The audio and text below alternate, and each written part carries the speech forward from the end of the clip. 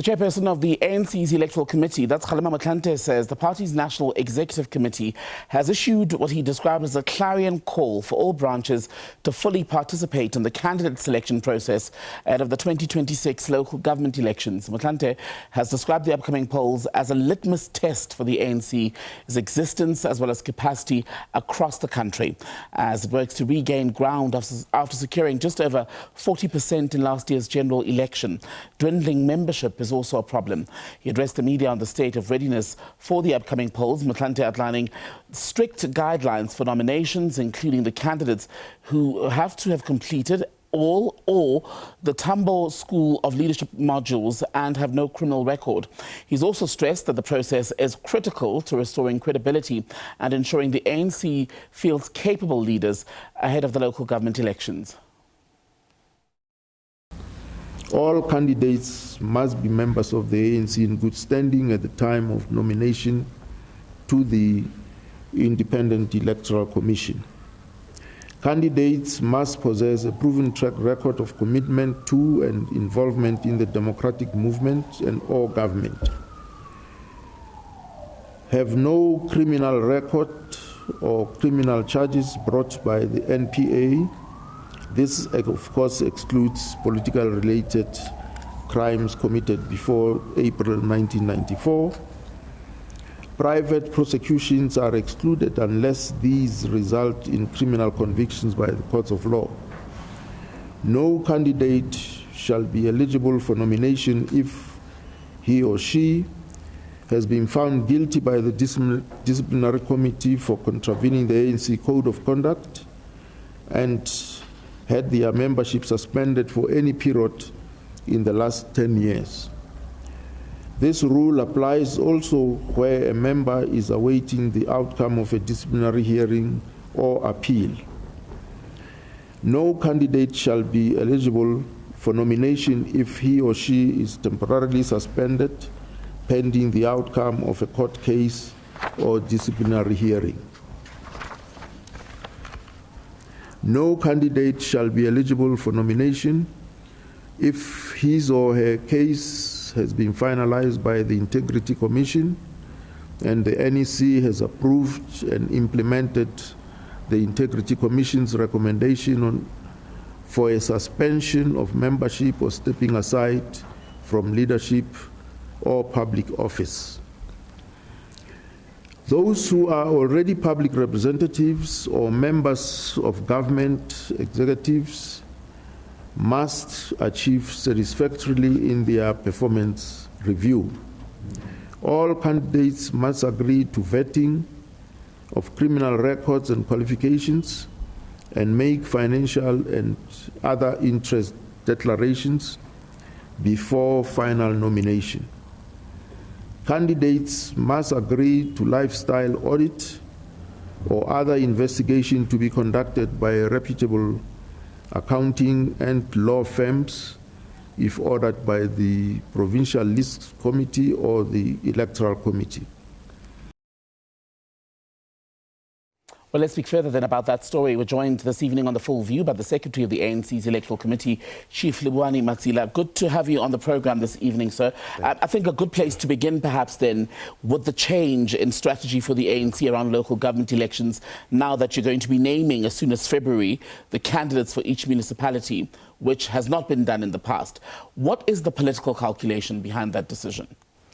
Well, I think firstly to clarify that the NEC has decided that the mayoral candidates are going to be announced by the end of this year, and that is going to be done by the national officials, taking into consideration the availability of capacity in the various municipalities in terms of candidates. I think that is informed by the desire to improve the capacity in terms of skills and experience and qualifications of those that are to be mayors, especially in the metros or metropolitan municipalities and secondary cities. That is to depart from the previous practice of mainly considering the popularity of candidates. So there needs to be a balance between popularity of candidates and their skills and competencies. So the national officials will be tasked with that kind of an exercise which is informed also by the rules that we have set and approved by the NEC. Is it an admission, though, because in the past, the ANC has very much wanted to run on the credibility of brand ANC, right, ahead of the local government elections in particular, instead of an individual? Is this an admission, this change, an admission that ultimately brand ANC has lost its shine and that perhaps you may have to hang on to the popularity, the credibility of individual people in order to get across the finish line? Yeah, it's more of a reflection and a decision to have continuous improvement in the ANC's processes in terms of selecting the best amongst ourselves and supporters. So it's learning from the past to say perhaps the standards we had set were not as advanced as they should be, taking into account the dynamics in the communities in terms of service delivery needs, and those that must actually ensure that people are happy. But why not run the campaign in the name of the party? Are you saying that's no longer good enough reason? It's no longer convincing people that the ANC is the party to vote for? Is that the admission? No, that's not the admission. Remember, the candidate won't be an independent candidate. Still, that candidate or candidates will be under the banner of the African National Congress. It's an important issue. So whoever is chosen in accordance with the rules will have to be a member of the ANC in good standing. So they have to be a member in good standing, right? There has to be a level of academic qualification, if I can phrase it in that way, an alignment with ANC principles, etc., and what the party envisions as a leader of government, so to speak. What happens, though, if that particular person does not resonate with the broader public, because it's not just ANC members who need to vote?